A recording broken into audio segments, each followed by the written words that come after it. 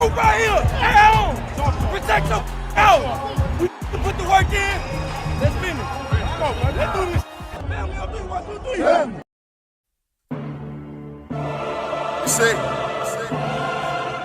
we dream chase, cause that's all we was given to start with. Then we realized the dream was obtainable. Now look at us.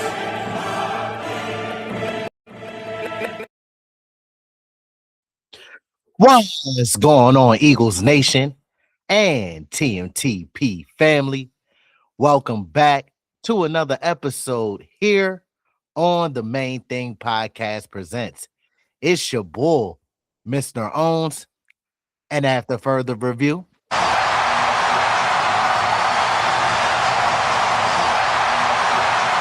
the call stands. I'm still official with no stripes.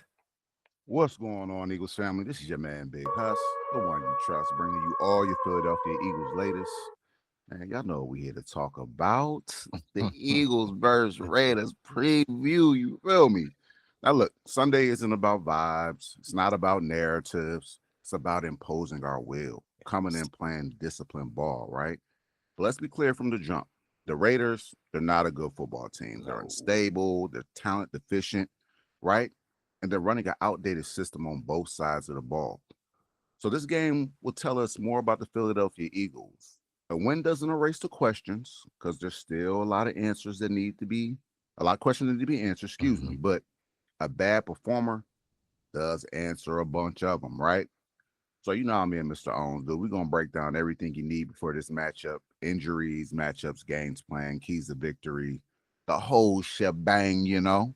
But before we jump into that, per usual, Mr. Owens wants to talk to you real quick. You already know, Big Huss. To our loyal supporters, thank you.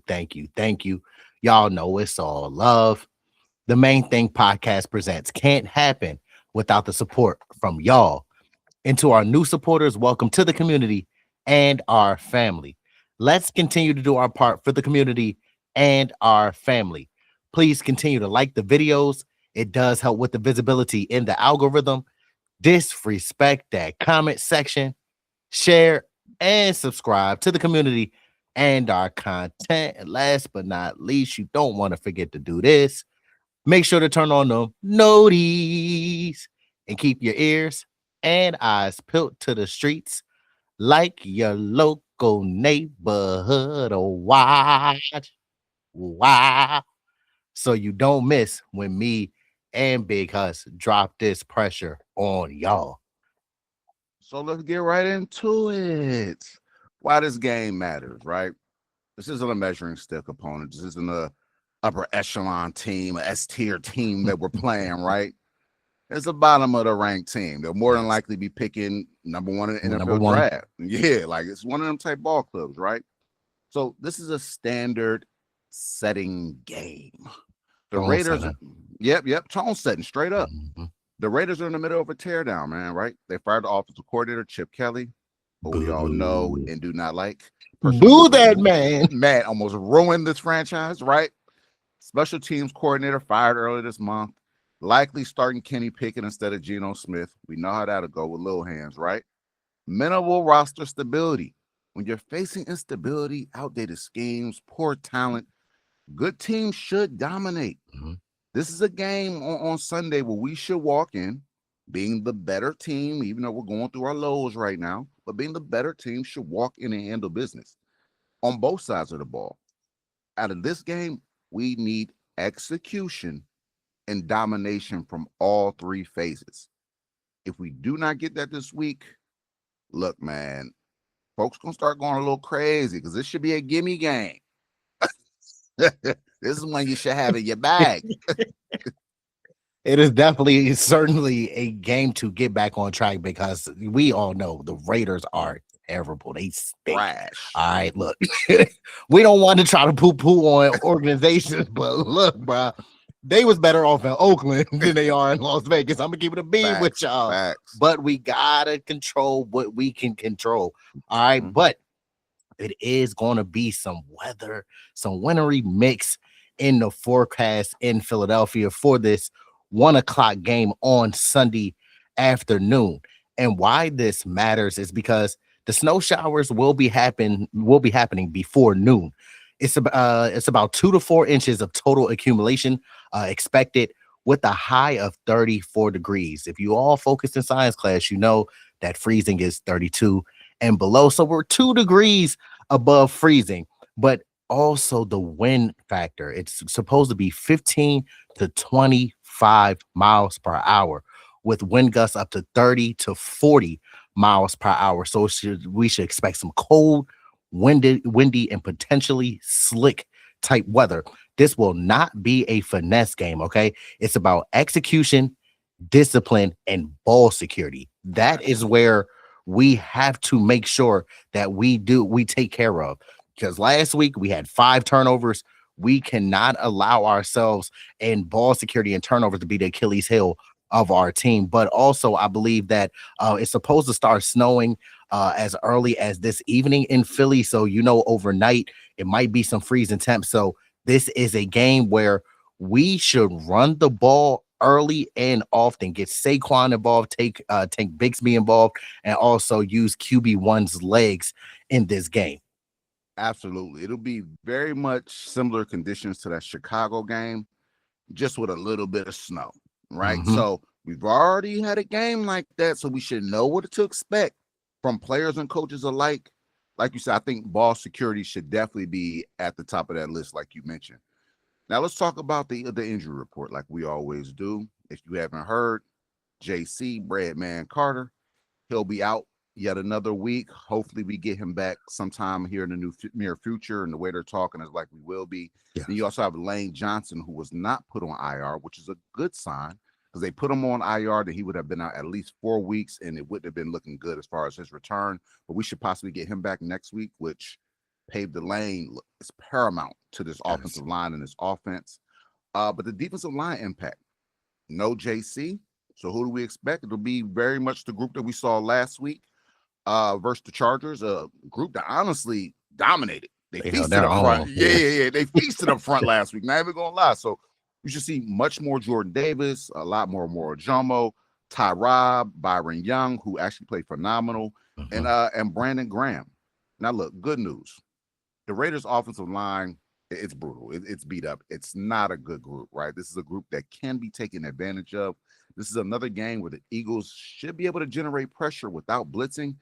And look, when we can generate pressure without blitzing, this defense plays out of this world because it allows you then to start sinking more men into coverage, muddying up those passing lanes and things of that nature, right?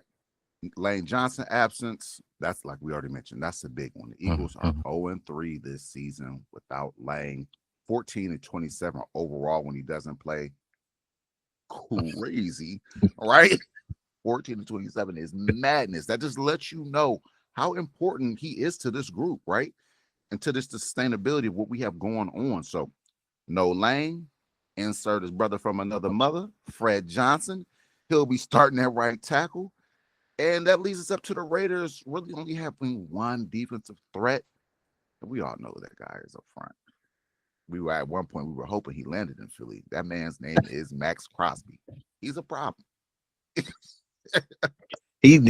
Maxx Crosby is definitely a problem, Big Huss, especially coming from the smaller school in Eastern Michigan. Everybody didn't know what he was going to pan out to be, but he is a person where you leave him one-on-one, he can wreck the game. And when we mean wreck the game, we're talking about 3 sacks, 2 forced fumbles. Like, bro, that type of wrecking the game, just take over the game. So that is a person we definitely have to circle and keep an eye on.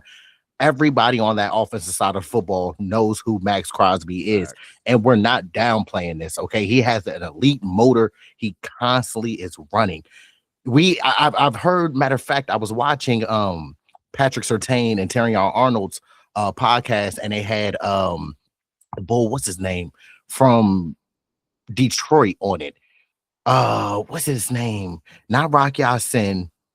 23, Amik Robinson. They had Amik Robinson on it, and he was talking about when he was with the Raiders and what Maxx Crosby does. I forgot about that. Yeah. And he said that Maxx Crosby, he's just a different breed. Like, he'll go in the sauna, be in a sauna for like 30 minutes to an hour, then come right out and get in a cold plunge so he can work on his breathing and all that type of stuff. I'm like, look, bro, he is a different type of animal. With that being said, Big Fred, hey Fred, Hey, you gonna have your hands full, baby. Like, hey, Maxx Crosby is a problem, and he's playing through injury. He has a knee and shoulder injury currently, but also he leads the league in tackle for losses. So that says a lot about the player that Maxx Crosby is. Very disruptive. Yeah. And he's a 4-time Pro Bowler on top of that. Basically, what we're all saying in a nutshell, he is the Raiders defense. So what should the Philadelphia Eagles game plan be versus Maxx Crosby? Let's help Big Fred out on that island. Let's not leave him isolated and handling this pressure one-on-one like he is Lane Johnson. Let's use some chip blocks on Maxx Crosby. Let's double team Maxx Crosby. And also, it might sound crazy. You might be like, what are you talking about? Y'all just gave him all these accolades, all this high. Run at Maxx Crosby. I'm sorry. Similar to Michael Parsons, that will force him to read and react instead of just being able to pin his ears back and get to the quarterback or the running back. Look, this is a grown man, big boy, strap up your boots type of assignment for Fred Johnson. It's no denying it, but we all believe in Fred. He has done a fabulous job filling in for the injured Lane Johnson. Absolutely. And like I said, Fred's going to have his hands full, man. Maxx Crosby comes in tied for 10th with 9 sacks, 2 forced fumbles on a year, an INT from the defensive position. The ball is a problem. You know what I'm saying? Give it to you in the run, give it to you in the pass, whatever he wants to do. He's exceptional at it. And it all goes back to him, like Mr. Owen just said, the elite motor. This is a guy who is going to take no plays off, whether the play is coming his way or not. He is all hustle, 100% effort all the time. So you kind of got to respect it. Let's talk about it. Confidence over perfection. Coming off a brutal night versus the Chargers last week, Jalen Hurts, 5 turnovers, 2 on 1 play. I ain't never seen nothing like that, right? he doesn't need to be Superman this week. He needs to be functional. Mm-hmm. He needs to be efficient, right? We don't need the big plays. Just control the clock, eat up yardage, and punch the rock in. Quiet progress. Now, lost in the noise last week for the first time all season. Eagles passed for 200+ yards, and we rushed for 100+ yards. First time all year. This is week 15, and we're just getting there. So even though it was bad, it was ugly, there was a slight silver lining there, right? Raiders' defensive tendencies, they stack the box more than anyone. If they're going to stack the box, make them pay for it with a play action pass or quick passes, whatever the case may be. They run heavy cover 3 and cover 1. Now, cover 3, zone looks, you know what I mean? There might be some things underneath. You might want to run at that. Cover 1, that means you're getting one-on-one matchups. And you know them boys, A.J. Brown, Devontae Smith, they eat in them one-on-one matchups, right? They don't disguise a lot. So what you see is what you get. It should be very straightforward as far as QB1 seeing the field, reading the field, and putting the offense in the best position without just running the play or checking into another play. And then minimal rotation. Once again, they're not moving around a lot. They're lining up mano-a-mano. We just going to get after it. We have better dogs than they do. And that has to come to fruition this week. Now, like I said, cover 1, those one-on-one situations, that means opportunities for Big Swole, Batman, A.J. Brown, Smitty, who's been really having a quiet but solid year this year, and Dallas Goedert, who's one of the best tight ends in the league, you know what I mean, especially when healthy, has, I believe, 7 or 8 touchdowns on the year. Dallas Goedert's having a dog year himself. Mm-hmm. If the Eagles can't throw on this defense, that's on Philadelphia. That's on the players. That's on the coaches. You're going to have opportunities this week offensively to eat and punch the ball in for touchdowns. We just have to be composed, poised, and take advantage of them when they arise. Yes. It's all about execution. As you mentioned, if we can't throw on this defense, bro, that is a bigger issue that lies underneath. Lord. because they, like you said, it's black and white. It's no gray area with the Raiders defense. They give you cover 1 or they give you cover 3. And if they give you cover 3, we play ball. You see what I'm saying? So to give a little tips for the offense, run some flood concepts, run some curl to flat spot concepts, run some mesh dig and post concepts. You see what I'm saying? Because when you overload the zones and then you use the play action, that sucks down the linebackers, and then that gives you one-on-one opportunities for with the deep safety for mismatches. And then you already know in cover 3, Big Hus, some great routes to run are seams, digs, outs, flats. It's simple, bro. This is high school. This the way that the Raiders play is high school football. Facts. They're not changing a lot. They're not giving simulated pressure. They're not rotating their safeties, yo-yoing. They're not doing none of that. You see what I'm saying? So we should be able to take advantage of this inferior team that we're playing tomorrow afternoon. But now let's flip to the Raiders defense. They have a lot of effort. They give a lot of effort on that field. I can't lie from watching some of their games, but it's not quality effort. And you want quantity over quality. All right. I mean, you want quality over quantity. I'm sorry. But Pete Carroll, we all know from his old back in the day, USC days, was with the Seattle Seahawks and currently now with the Las Vegas Raiders. He has them playing hard. He always has all his ball clubs playing hard, but structurally, as Big Hus mentioned earlier in the video, they're very outdated, very predictable, and slow on that side of the football. They play base personnel more than any team in football. We should be licking our fingers. That is finger licking good type of news right there, ladies and gentlemen, boys and girls of all ages. And what that means is they have slow linebackers. They have below average safeties, even though we like Mr. Chin Chekiao over there. All right. And then you got poor matchup flexibility. And now, this is a name that we all know too often from here. Last year in 2024, he was supposed to start, then he wasn't supposed to start. He wasn't supposed to play at all. We didn't know what was going on with the bull, but his name is Mr. Devin White. Okay, let me reintroduce him. Look, we simply as it's put, we just need to go directly at him. Offenses continuously hunt him throughout the season. They manipulate him with motion. They attack him in coverage, and he's late to diagnose run, and he's late to diagnose pass. So what can we benefit off of? Play action, because he will come up. He's a very aggressive linebacker. Now he can come downhill and be a difference maker in the run game, but in that pass coverage game, Devin White, he should be toast like butter. All right. Look, the Eagles, we just simply must target him. Target Devin White in the middle of that field. Everything else will open up, and we'll get back to the brand of ball that we know the Philadelphia Eagles can play. Absolutely. Now, look, this group, this Raiders group, right? They're better against the run than the pass. And they will be better against the run because they're stacking boxes, committing so many men to the line of scrimmage, playing downhill, trying to get you in those second and long, third and long situations. And flat out, as we mentioned, have Maxx Crosby. He's a dog, right?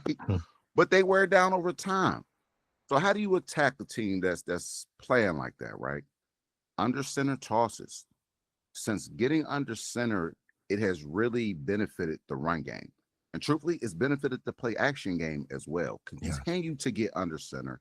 Continue to run outside.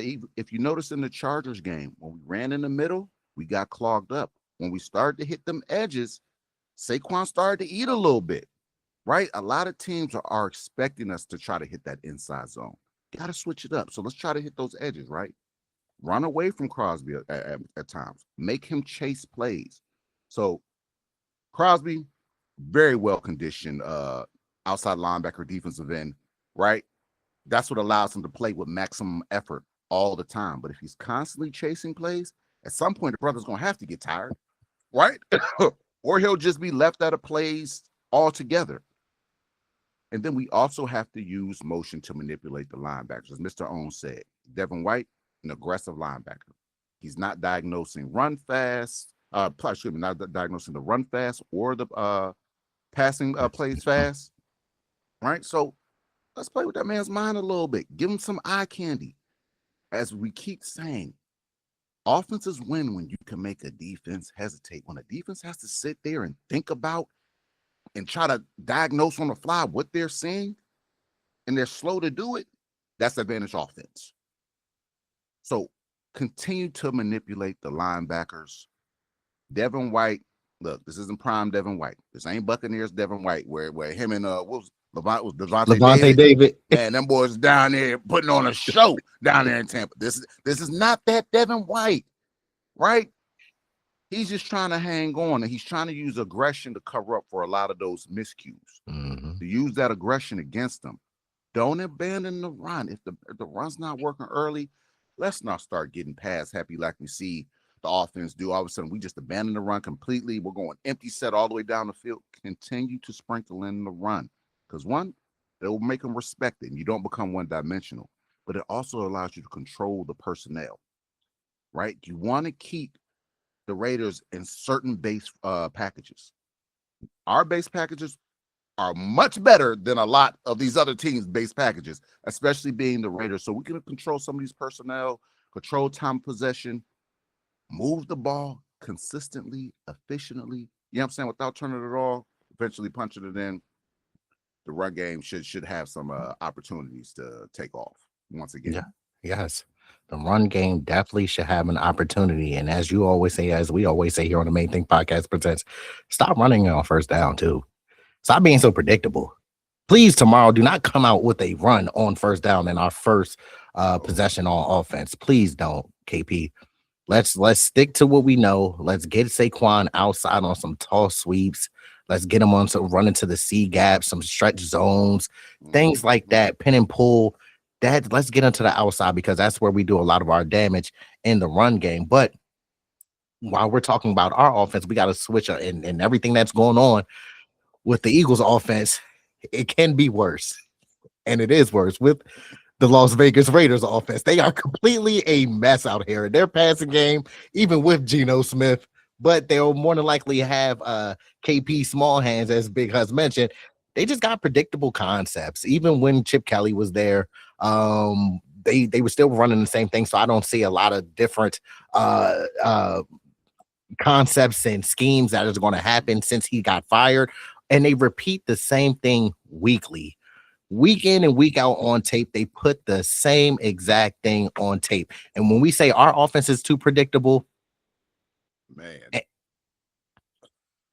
you see what defenses be doing to our offense. So I'm pretty sure that if they have the repeated same things on offense and run the same exact plays, Vic Fangio is seeing that the defenses are jumping routes pre-snap. They already see as soon as the quarterback comes up to the line of scrimmage, before he starts to get into his cadence, they already know the route concepts that they're running. Okay, it's basic, it's vanilla over there, like they're running preseason, like they're playing a preseason game.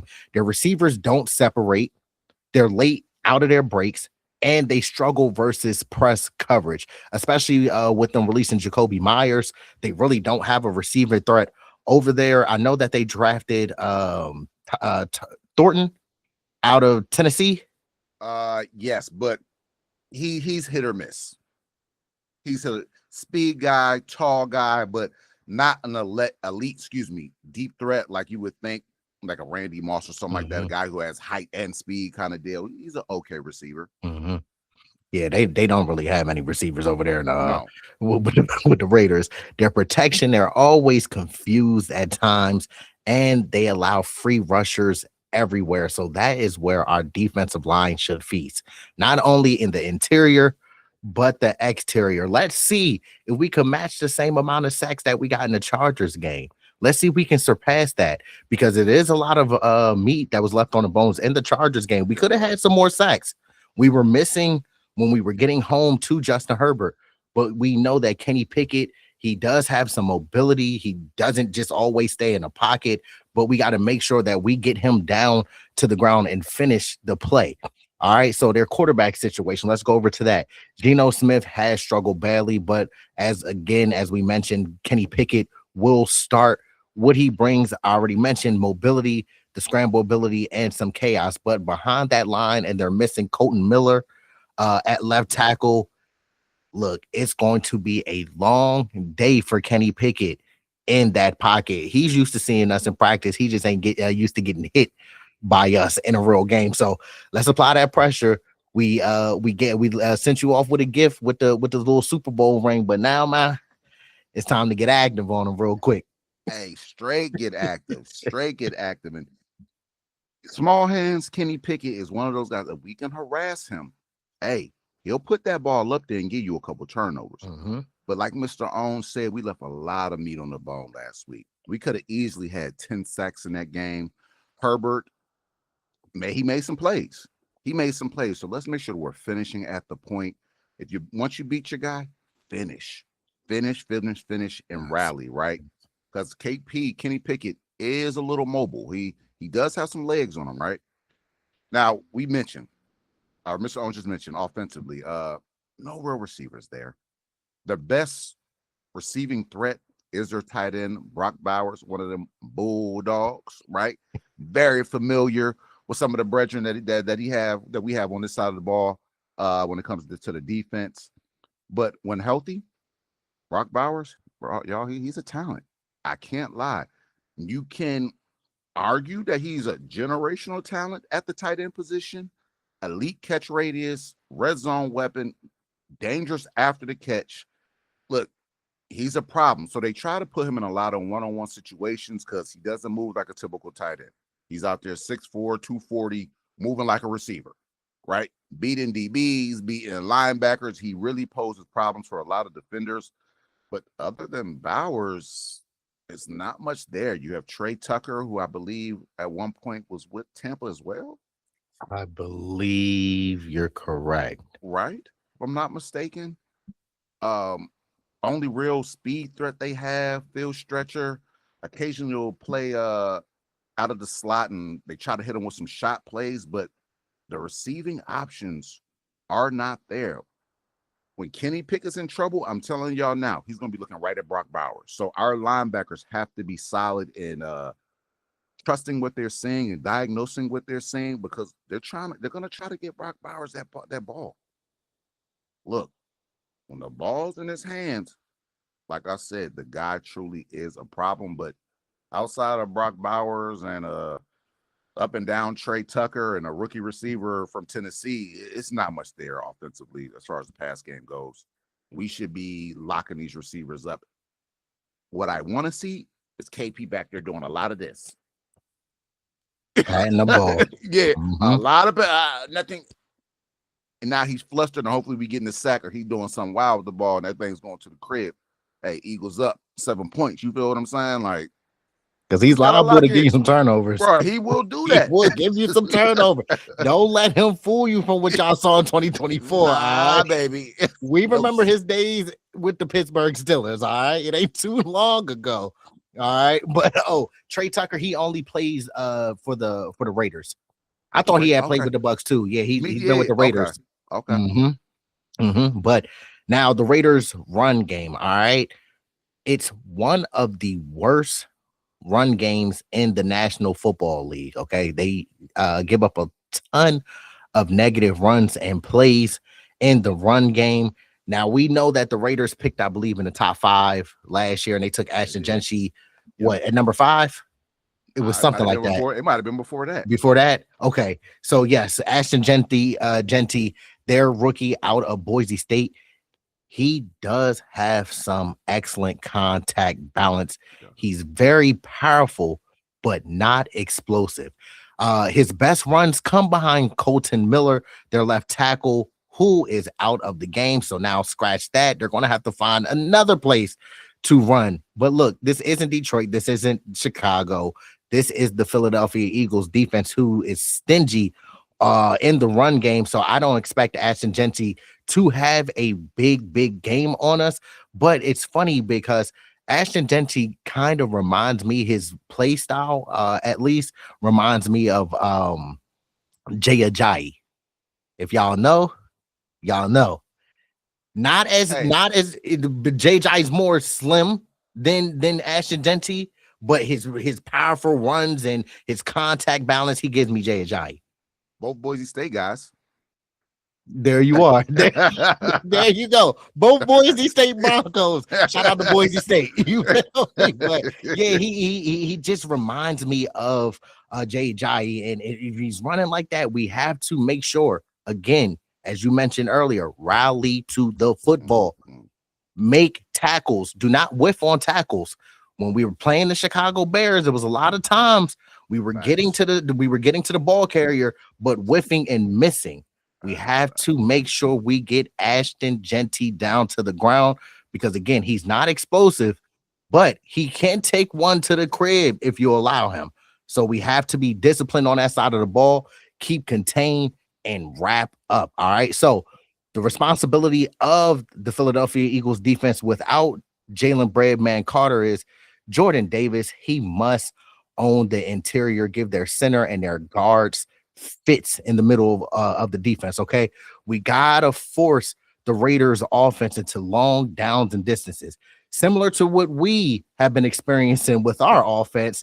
Let's put them in 2nd and 17, 3rd and 24 type situations, because if you allow them to play ahead of the sticks and allow them to stick around, even though they're not allowed to be on, shouldn't be on the field with us, they can keep the game interesting. So let's put the pressure on them and put the pressure on Kenny Pickett to have to beat us with his arm. Let's eliminate the early down success. Let's eliminate their 1st down and 2nd down success. Again, putting them behind the sticks and playing off schedule is the keys to beating the Las Vegas Raiders tomorrow at 1. For sure. Like I said, when it comes to Genty, he's not going down after the first man. Not at all. This is a look. Not the big. He's 5'8", I believe, like 210 or so. But my man, he's stout. As Mr. Owen said, the contact balance is real. We have to rally to the point and ensure that we are getting this running back to the ground. Because if that running game starts getting loose, it's just going to pose more problems than it has to for this defense. Now let's talk about the keys to victory. Like every week, you know how Philly's built. We got to win in the trenches. It's all about the trench play.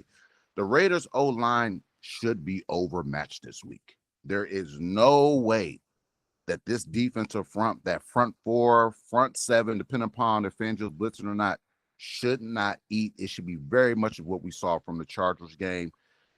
If not matching our sack total in that, if not surpassing it. Like I said, we could have had more sacks in that game. And KP isn't as elusive as a Justin Herbert. He doesn't have that type speed, but he's elusive enough. So let's make sure once again that we are finishing at the point.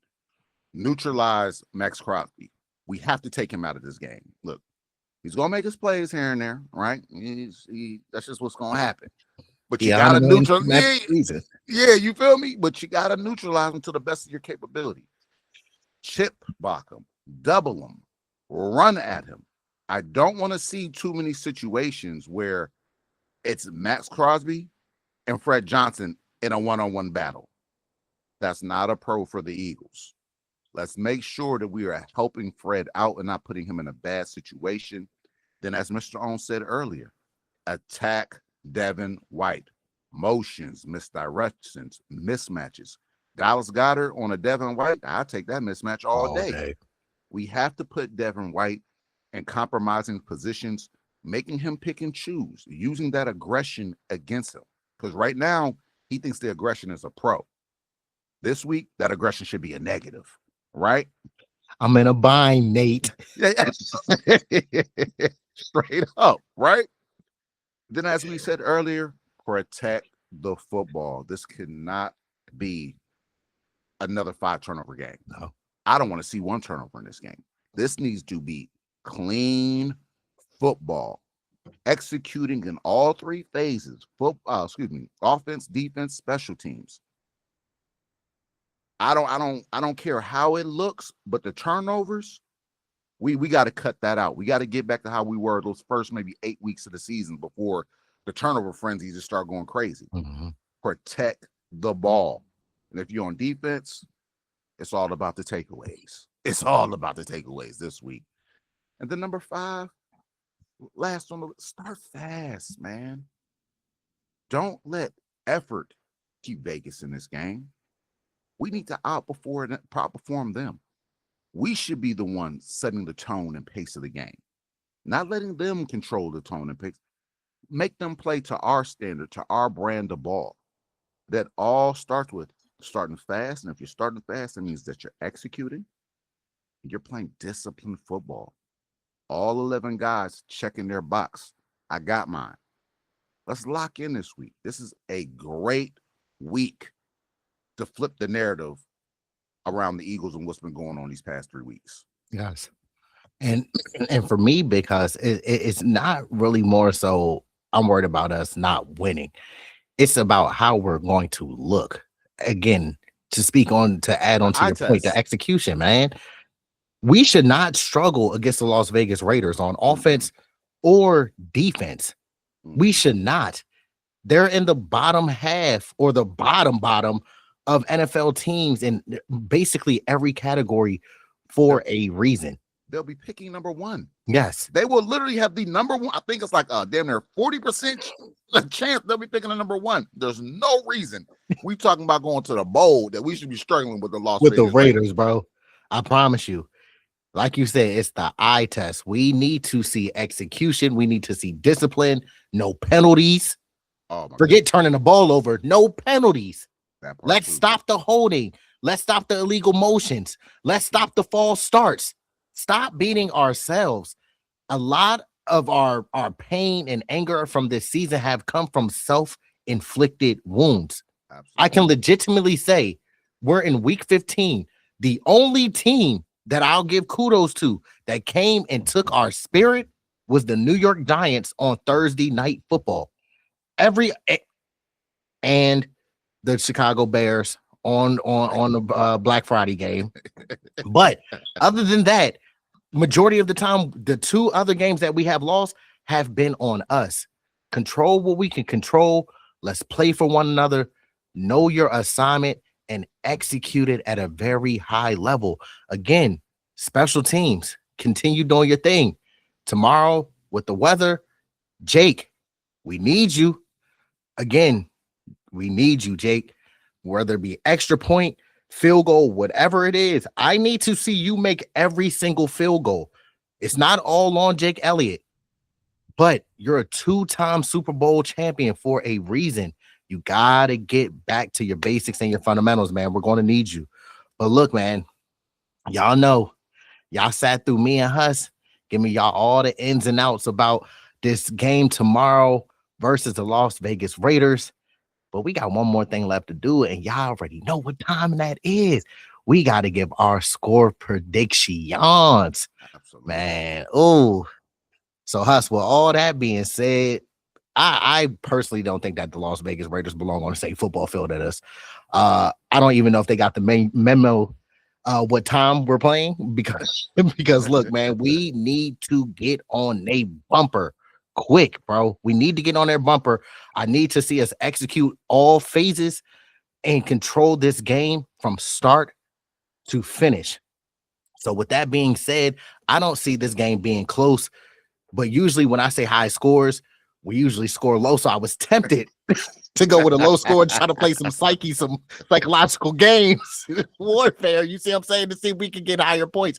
But I believe that the final score of tomorrow's game will be us winning, and it will be 38-10. 38-10 over the Las Vegas Raiders. I ain't too far from you, brother. I ain't gonna lie to you. I got us coming in 31-7 for real.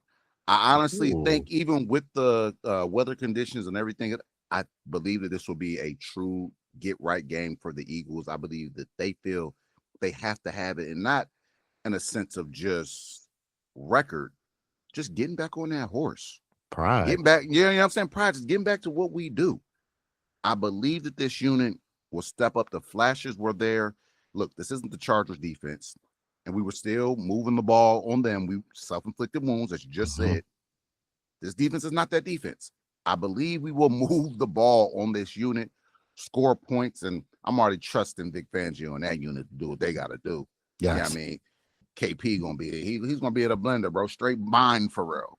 Like straight smoothie king. Man, I'm telling you. What you sipping on? KP. Straight. Oh my gosh. That is crazy, but no, man. Yeah, we definitely have to start fast on the Raiders, man.